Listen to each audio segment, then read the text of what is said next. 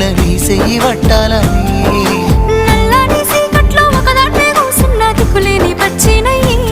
బావా నువ్వెప్పుడొస్తావని ఏళ్ళైపోతుండే పిల్ల ఎన్నెలొచ్చింది మన బతుకులా ఏలైపోతుండే పిల్ల ఏలు వట్టంగా వస్తున్నాగా ఇన్నాళ్ళ ఎడబాటు ఎడవాసిపోతుందిలే ఈ సీనయ్య గుంటున్నదే సినదారా నీ కోసము